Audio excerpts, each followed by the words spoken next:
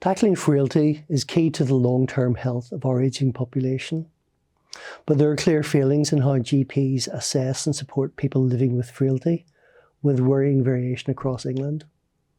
Our latest report examines how the NHS identifies and supports those with or at risk of living with frailty before they reach a point of crisis.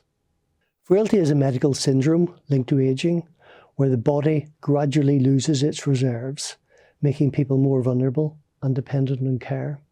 People with severe frailty are nearly 6 times more likely to be admitted to hospital compared with those not living with frailty. Early identification and timely support can slow its progression, helping older people maintain independence and live healthier lives. Around 1.5 million people aged 65 or over live with frailty in England. The GP contract requires GPs to identify any registered patient aged 65 years or over who is living with moderate to severe frailty. But fewer and fewer over 65s are being assessed for frailty, and even when they are diagnosed with severe frailty, they're not getting the support they should.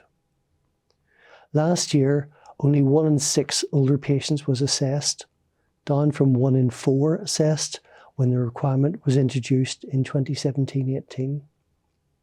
Of those diagnosed with severe frailty, just 16% had a medication review and 18% a falls risk assessment. And there are huge unexplained variations between local areas. Some of the support people in care homes receive from GPs is deteriorating. For example, the percentage of residents who had a personalised care and support plan agreed or reviewed has fallen sharply, from 76% in 2022-23 to 44% in 2024-25. On a more positive note, urgent community response services are meeting targets, helping people avoid hospital admissions and live independently for longer.